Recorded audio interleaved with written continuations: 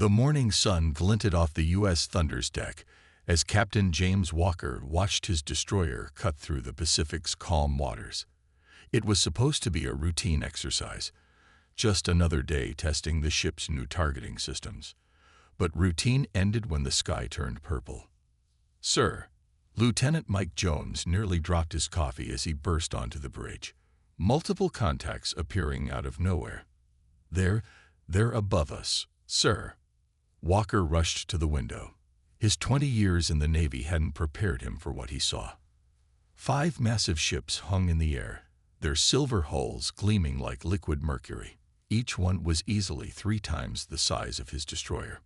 "Battle stations," he ordered calmly, even as his heart raced. "But hold your fire unless I give the word." The crew scrambled to their positions. The Thunder's guns turned toward the sky, ready but waiting. Walker knew that if these were aliens, his ship's weapons might be their only chance, or they might be as useful as throwing rocks at a tank. The radio crackled to life. A voice spoke in perfect English. "Human vessel, this is High Commander Vex of the Galactic Council. We come in peace and request permission to send a delegation to your ship." Walker shared a look with his XO, Tom Reed. "Verify all weapons are ready," he whispered, "but keep them powered down." Then he picked up the radio. "This is Captain Walker." "Permission granted." A beam of light touched the deck, and 3 figures appeared. They were tall, with silvery skin that matched their ships. Their eyes were large and dark, set in faces that looked almost human, but not quite. High Commander Vex stepped forward. He wore what looked like armor, but it flowed like water with every movement. "Captain Walker," he said, extending a 4-fingered hand. "We've been watching Earth for some time. Your species has finally developed enough for first contact." Walker shook the alien's hand, noting how warm it was. "Welcome aboard the Thunder, Commander." The other 2 aliens were already scanning the ship with small devices that hummed softly. One of them, wearing what seemed to be a military uniform, paused near one of the ship's 5-inch guns. His face twisted into what Walker realized was a smile, or maybe a smirk. "Fascinating," the uniformed alien said. "They still use chemical propellants, actual explosions to launch projectiles." He turned to Vex. "Just as our surveys indicated, their weapons technology is charmingly prehistoric." Walker felt his face grow hot, but kept his voice steady. "Those prehistoric weapons have served us well, sir." "Commander Rax," the alien replied, still smiling. "Military Analysis Division. And I mean no offense, Captain. It's just that we haven't used such methods for over 10,000 years. Your most powerful weapons would barely scratch the paint on our smallest vessels."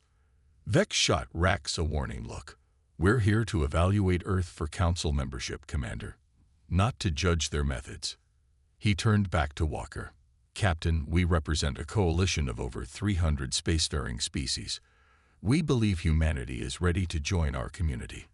And if we refuse," Walker asked carefully, "then we leave," Vex said simply.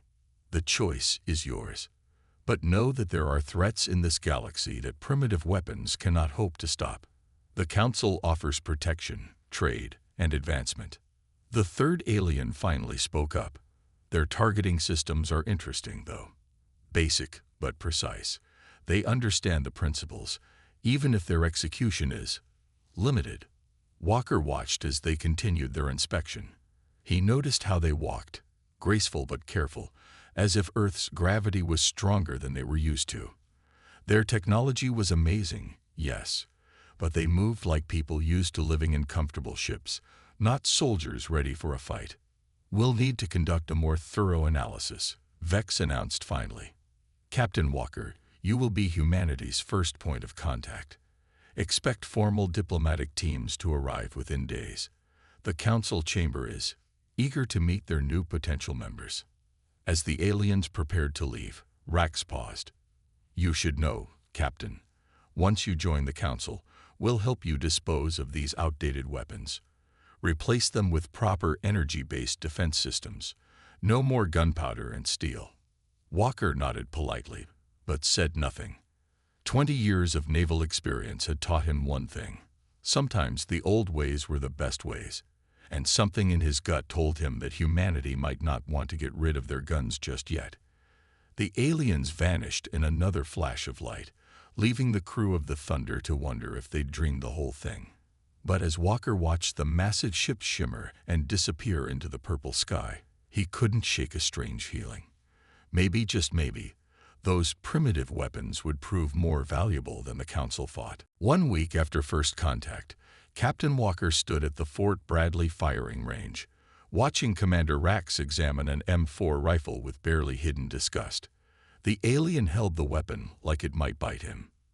"You mean your soldiers actually carry these things?" Rax asked, setting the rifle back on the table.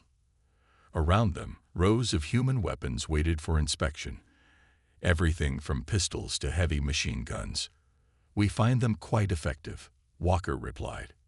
He picked up the M4 and loaded it smoothly. The familiar weight felt good in his hands after a week of seeing alien technology that seemed to defy physics.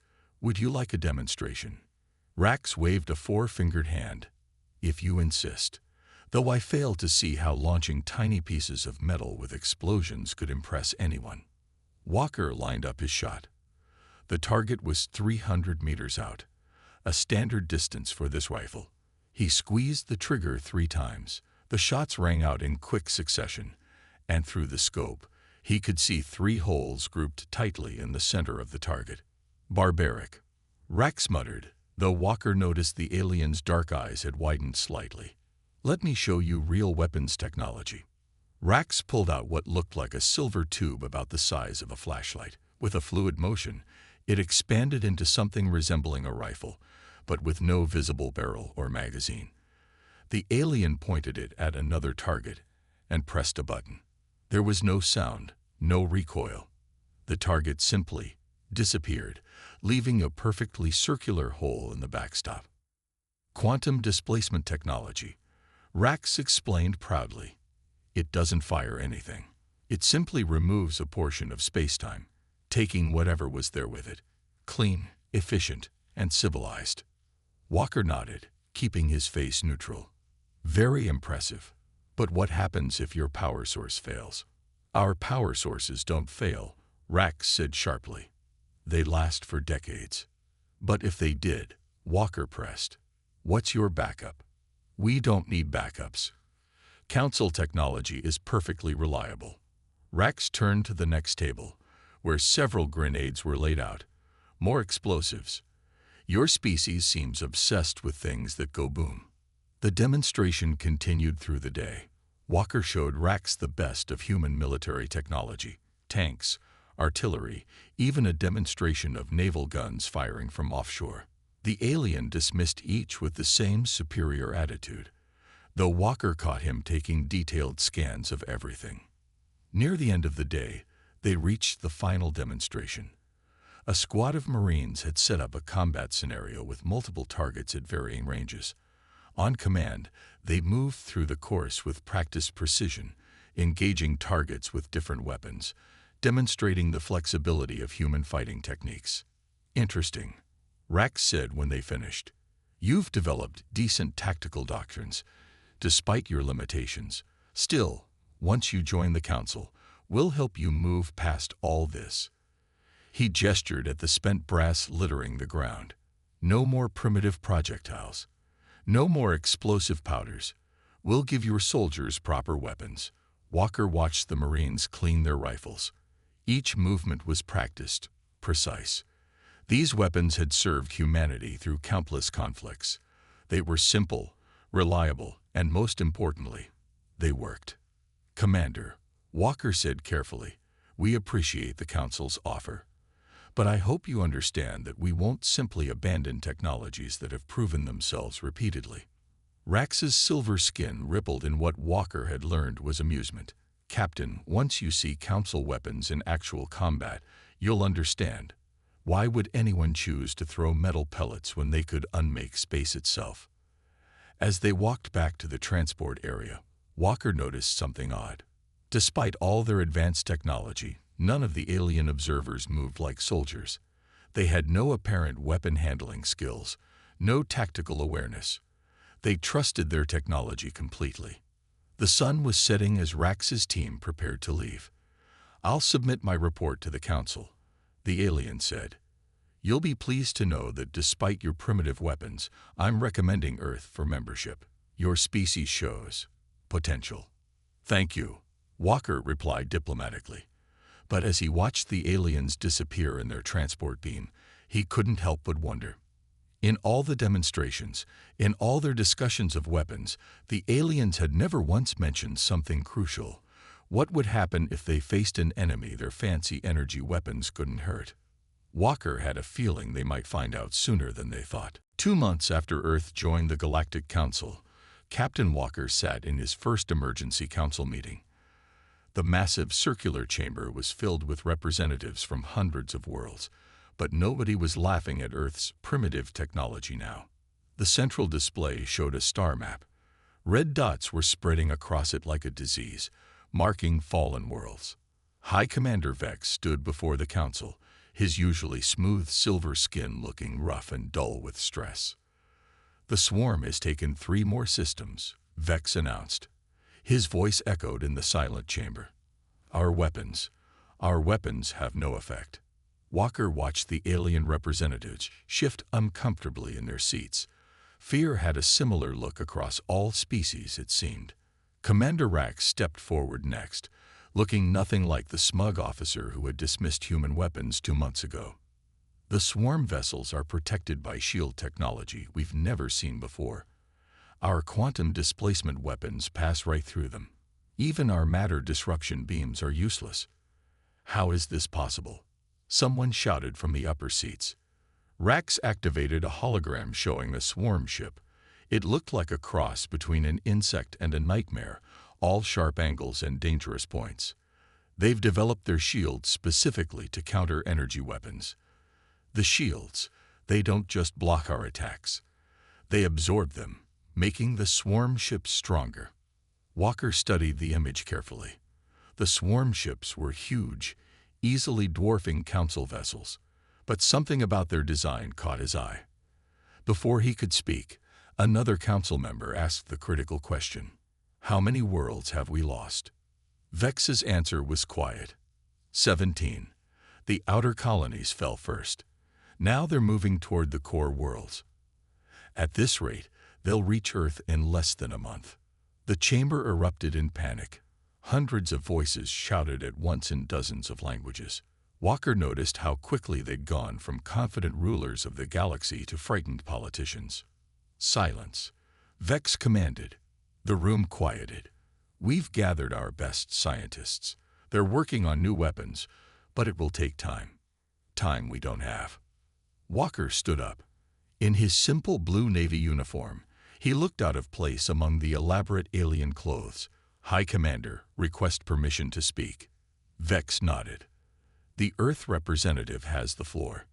"These shield systems," Walker said, pointing at the hologram, "they're designed to stop energy weapons. But what about physical impacts?" Rax made a dismissive gesture, some of his old attitude returning. "Captain, this is hardly the time to discuss outdated technology. The swarm ships are enormous. Your primitive projectiles would be like throwing pebbles at a mountain." Walker stepped down to the central floor. "Commander, with respect, that's not what I asked. Have you tested how their shields handle physical impacts? Any kind of kinetic weapon?" No, Rax admitted. "Such weapons are beneath Council technology levels. The swarm wouldn't bother defending against them." A murmur ran through the chamber. Walker looked up at the gathered representatives. "On Earth, we have a saying. Sometimes the old ways are the best ways. Your energy weapons are amazing, but the swarm has adapted to them. They've never faced a human railgun, or a tungsten rod moving at Mach 7, or even a simple armor-piercing shell. Are you suggesting," Vex said slowly, "that we fight the most advanced enemy we've ever seen, with projectile weapons?" "I'm suggesting we try something they won't expect. Something their fancy shields might not be ready for." Walker pointed to the red dots on the map. What do we have to lose? The chamber was quiet for a long moment. Then Vex straightened, some of his old confidence returning. Captain Walker, how quickly can Earth begin producing weapons for Council ships? We'll need to modify our designs for space combat, but the principles are the same. Give us 2 weeks. Rax looked like he'd swallowed something sour, but he nodded. I'll provide all our data on swarm ship armor and construction. As the Council chamber buzzed with new energy, Walker allowed himself a small smile. Maybe humanity's primitive weapons were about to teach the galaxy a lesson. Sometimes the simplest solution was the best one. And sometimes all you needed to solve a problem was a really big gun. The Nevada desert looked strange, filled with alien ships. Walker walked through the makeshift testing facility, where human engineers worked alongside Council technicians. In just 10 days, they had turned an old military base into something new. The first human-alien weapons factory. I still think this is a waste of time, Commander Rax said, following Walker through the facility. But the Council ordered full cooperation, so here I am. Walker stopped at the first testing bay. Inside, engineers were mounting a modified naval gun onto a Council ship's frame. The massive weapon looked out of place on the sleek alien vessel, but Walker knew looks didn't matter. Results did. This is just the beginning, Walker explained. We're starting with proven designs, then adapting them for space combat. The physics are different, but the principles are the same. They moved to the next bay, where something massive was taking shape. It looked like a traditional railgun, but bigger than any Earth had built before. Council technology had solved the power problems that had always limited human railgun development. How fast can it fire? Rax asked, showing interest despite himself. This prototype can launch a 20-kilo tungsten rod at about 12 kilometers per second, one of the engineers answered. In space, with no air resistance, it'll hit even harder. Walker watched Rax's expression change as he did the calculations. At those speeds, even a small projectile carried enormous energy. No fancy quantum physics needed, just simple mass times velocity squared. But the swarm ships are huge, Rax argued, even at those speeds, which is why we're not stopping there, Walker said, leading him to the next bay. This is what we call the big stick. The weapon taking shape here was enormous. It looked like a cross between a battleship gun and a space telescope. Council engineers were installing their power systems, while human technicians worked on the barrel assembly. What is it? Rax asked. A magnetic acceleration cannon, Walker explained. Basically, a really big gun. It uses your power systems to accelerate a depleted uranium penetrator to about 20% of light speed. Rax's dark eyes widened. That's primitive, Walker suggested with a small smile. Maybe, but sometimes primitive works. No shields needed, no quantum physics, just a very fast piece of very dense metal. They spent the rest of the day touring the facility. Everywhere, humans were adapting their outdated weapons technology to work with Council systems. Regular guns were being modified for vacuum operation. Missile systems were being redesigned for space warfare. Even simple cannons were being upgraded with Council targeting systems. Your people work fast, Rax admitted as they watched a test firing. A modified 16-inch shell streaked across the desert, hitting its target with devastating force. We've had a lot of practice making weapons, Walker said. Maybe too much practice. But right now, that experience might save us all. A young engineer ran up to them, holding a tablet. Captain, we just got the simulation results for the space tests. You're going to want to see this. Walker looked at the data and smiled. Tell the Council we're ready for a real test. Let's see how the swarm likes old-fashioned human firepower. As they walked back to the command center, Rax was unusually quiet. Finally, he spoke. Captain, I may have been hasty in my judgment of human weapons. The Council got so focused on advancing technology that you forgot something important, Walker said. Sometimes you don't need a fancy solution. Sometimes you just need to throw a big rock really, really fast. The sun was setting over the desert, casting long shadows from the strange mix of human and alien technology. Somewhere out there, the swarm was coming. But for the first time since they appeared, Walker felt hopeful. The swarm had never faced humans before. They had never faced a species that kept their primitive weapons alongside their advanced technology. They had never faced good old-fashioned ballistic physics. They were about to learn why that was a mistake. The bridge of the Council ship Starbreaker felt strange under Walker's boots. Everything was too smooth, too quiet. But the weapon controls in front of him looked familiar. They'd been modified to human specifications over the past 2 weeks. Swarm ships detected. The alien sensor operator announced. 3 vessels, heavy class. They're heading straight for the colony. Walker nodded. This was it. The first real test of human weapons against the swarm. The colony below them had been evacuated, but it would still serve as bait. Behind Walker's ship, 5 more Council vessels waited, each fitted with human weapons. Remember, Walker said to the mixed human-alien crew, no energy weapons. They'll just make the swarm stronger. We do this the old-fashioned way. Commander Rax stood beside him, looking uncomfortable. The alien still wasn't completely convinced this would work, but he'd volunteered to be here anyway. The swarm ships are launching fighters, he reported. The swarm vessels were massive, shaped like angry hornets the size of cities. Smaller craft poured from their hangars, hundreds of them.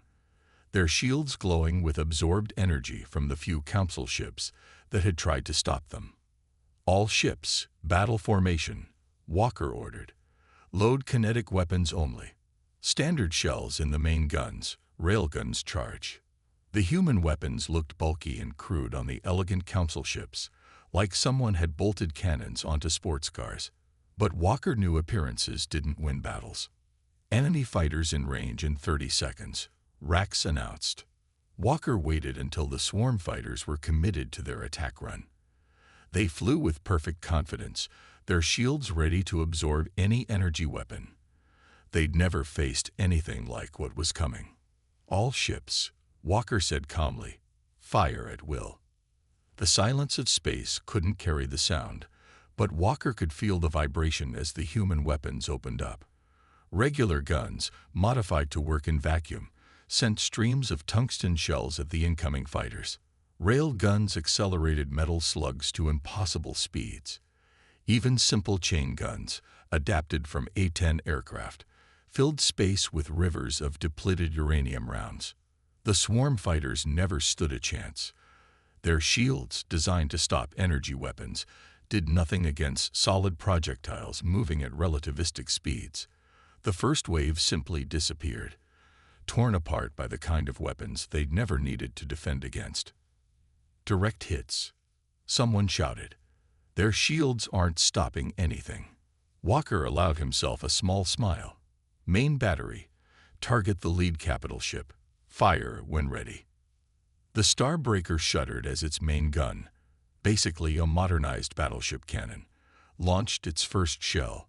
The massive projectile, accelerated by both chemical propellant and magnetic fields, crossed the space between ships in seconds. The impact was spectacular. The shell punched straight through the swarm ship's shields and tore a massive hole in its hull. Secondary explosions followed as the ship's internal systems failed. Multiple hull breaches on target, Rax reported, his voice filled with disbelief. They're not regenerating. The physical damage isn't being repaired. All ships, concentrate fire on the damaged vessel, Walker ordered. Let's show them what human weapons can do. What followed wasn't really a battle. It was a slaughter. The swarm ships, for all their advanced technology, had no defense against simple physical impacts. Shell after shell tore into them, railgun slugs punched through their armor, and old-fashioned explosive warheads detonated inside their hulls. In less than 10 minutes, it was over. 3 swarm capital ships, previously thought unstoppable, floated dead in space, torn apart by weapons their designers had considered too primitive to worry about. The bridge was silent for a moment. Then Rax spoke quietly. "I understand now. All our advancement, all our technology. We forgot the simple solutions." Walker looked at the debris field that had been the swarm fleet. Sometimes the old ways are the best ways. The swarm adapted to stop energy weapons because that's all anyone used. They never thought they'd face something as basic as a really fast piece of metal.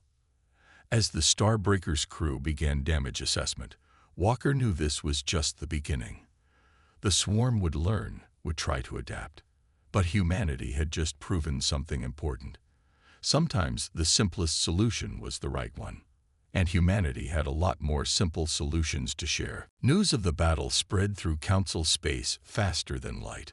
Walker stood in the Council chamber again, but this time all eyes looked at him with respect instead of amusement. The central display showed footage from the battle, playing on repeat. In the last week, High Commander Vex announced, human-modified ships have engaged the swarm 37 times. 37 victories, 0 losses. Murmurs filled the chamber. Walker watched the faces of aliens who had once laughed at human weapons.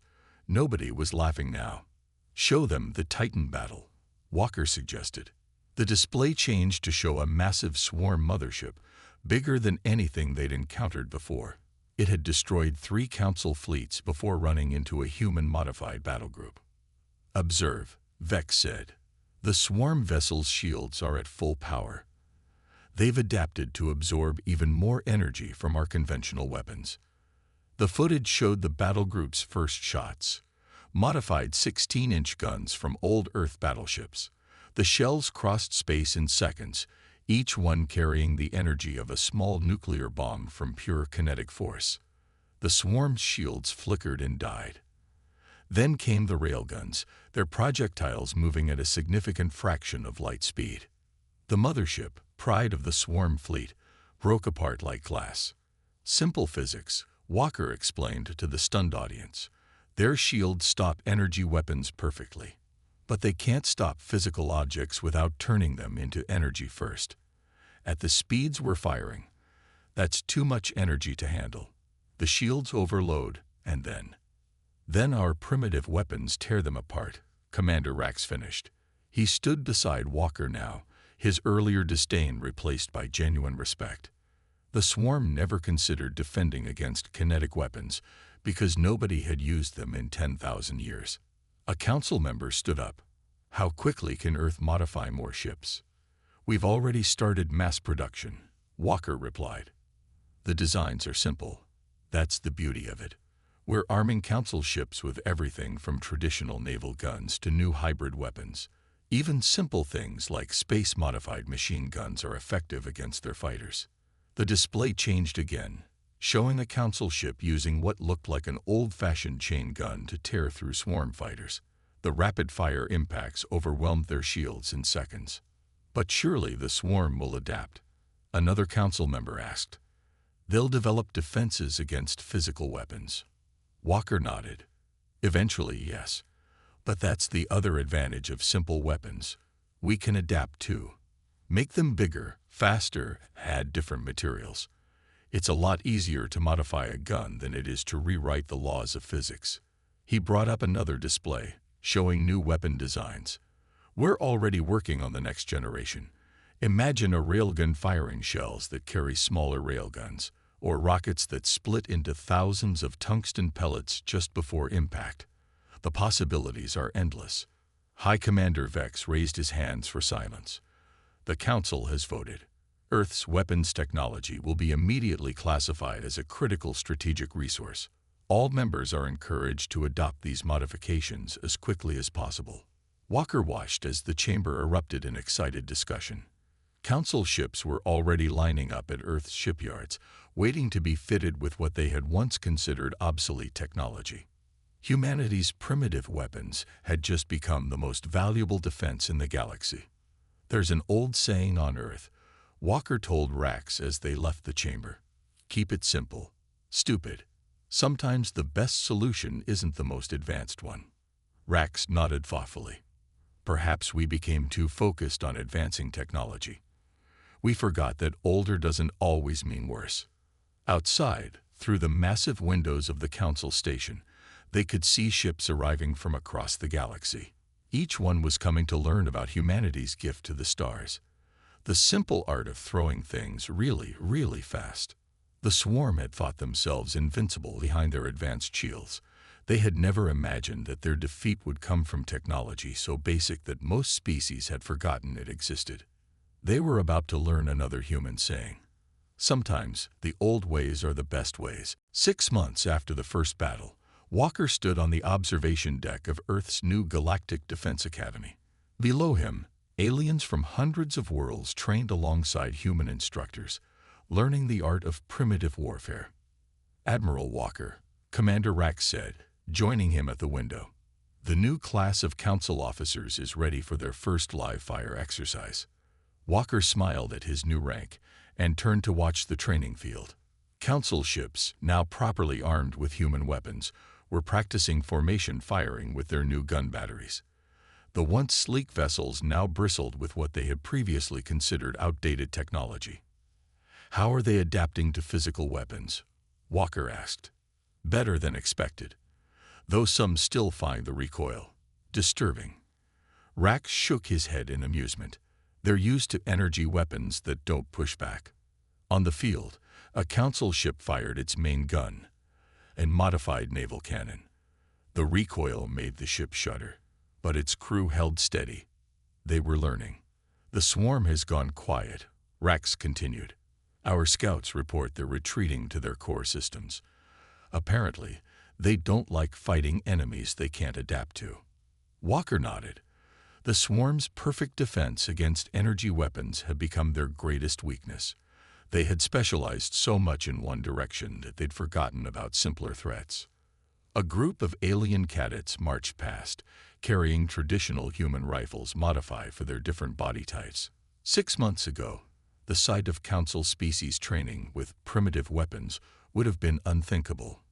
Now it was normal. High Commander Vex sent a message. Rax said, "The Council has officially named Earth as the head of the new Combined Defense Force. They want us to oversee the military modernization of all member species." "Modernization," Walker chuckled. "By going back to basics." They walked through the Academy's halls, passing training rooms where alien soldiers learned about ballistics, projectile weapons, and simple combat tactics that humans had used for centuries. In one room, an instructor was explaining the concept of backup weapons, something the Council had never considered necessary. "We've recovered 3 more outer colonies," Rax reported. "The swarm's shields still have no defense against kinetic weapons. Their attempts to modify their technology have been unsuccessful." "Because they're thinking too complicated," Walker explained. "They're trying to find some advanced way to stop physical objects. But sometimes physics is just physics." They'd reached the Academy's main hangar, where workers were installing new weapons on Council ships. The contrast was striking. Ancient human military principles combined with advanced alien technology. Simple guns powered by complex energy systems.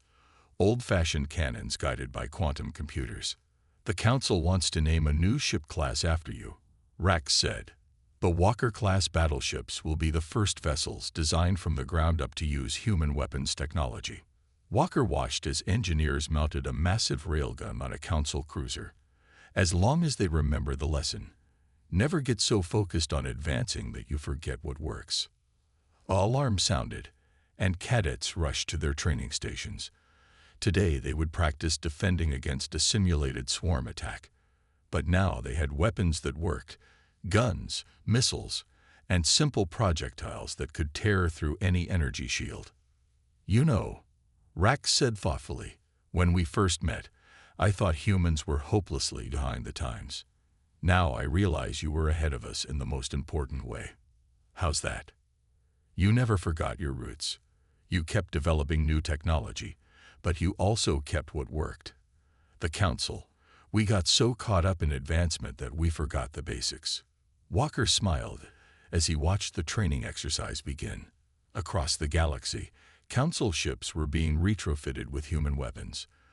The species that had once laughed at primitive technology were now eagerly learning how to use it. The funny thing is, Walker said, humans always dreamed of getting energy weapons like yours. We thought they were the future. Turns out, sometimes the past works just fine. Below them, the cadets successfully fought off the simulated swarm attack. Old technology and new working together, proving that sometimes the simplest solution was the best one. The galaxy had learned an important lesson. Never laugh at a human with a gun, especially when that gun is pointing at you.